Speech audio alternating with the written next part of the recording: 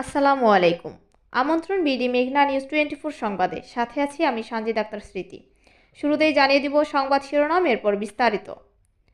হাদি তুমি হারিয়ে যাবে না। জানা যায় অন্তর্বর্তীকালীন সরকারের প্রধান উপদেষ্টা ডক্টর মোহাম্মদ ইউনূসের আবেগঘন বিদায়।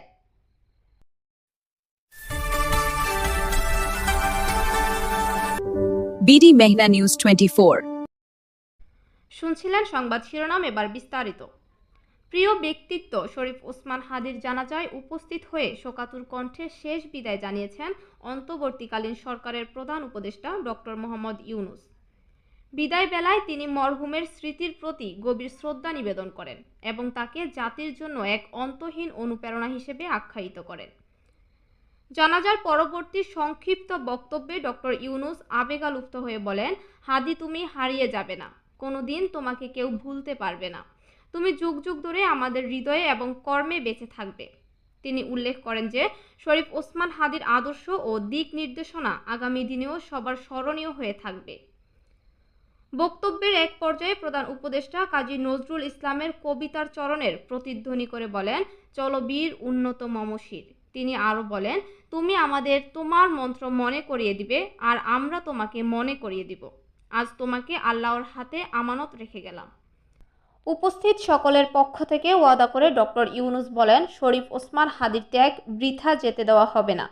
তার দেখানো পথ অনুসরণ করেই জাতি অগ্রগতির দিকে এগিয়ে যাবে। তিনি বলেন, আমরা সব সময় তোমার কথা স্মরণে রেখে জাতির কল্যাণে কাজ করে যাব।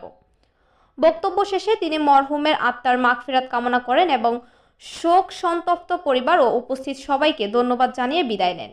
জানা যায় বিভিন্ন পর্যায়ের বিশিষ্ট ব্যক্তিবর্গ এবং সাধারণ মানুষের ঢল নামে, যা প্রমাণ করে শরীফ ওসমান হাদি কতটা জনপ্রিয় ও শ্রদ্ধেয় ব্যক্তিত্ব ছিলেন।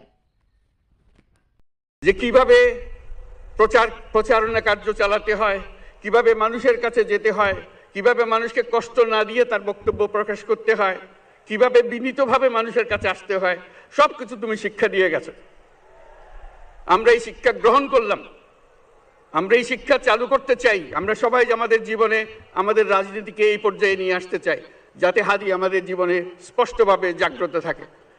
হাদি তুমি হারিয়ে যাবে না, তুমি কোনোদিন কেউ তোমাকে ভুলতে পারবে না, তুমি যুগ যুগ ধরে আমাদের সঙ্গে থাকবে, আমাদেরকে তোমার মন্ত্র পুনঃ পুনঃ মনে করিয়ে দেবে, আমরা তোমাকে মনে করিয়ে দেব, চলো বীর উন্নত মমশির। আমরা সেই মন্ত্র নিয়ে আজকে সামনের পথে এগিয়ে যাব। তোমাকে আমাদের সবার পক্ষ থেকে তোমার সঙ্গে ওয়াদা করলাম, আজকে তোমাকে আল্লাহর হাতে আমানত রেখে গেলাম। আমরা সব সময় তোমার কথা স্মরণ রেখে জাতির অগ্রগতির পথে চলতে থাকব। ধন্যবাদ সবাইকে। এতক্ষণ সাথে থাকার জন্য ধন্যবাদ। আমাদের বিডি মেঘনা নিউজ 24 ইউটিউব চ্যানেলটি সাবস্ক্রাইব করুন এবং পেজটি লাইক, কমেন্ট, শেয়ার করে সবাইকে দেখার সুযোগ করে দিন। সবাইকে আবারও শুভেচ্ছা জানিয়ে বিদায় নিচ্ছি আমি সানজিদ আক্তার স্মৃতি। আল্লাহ হাফেজ।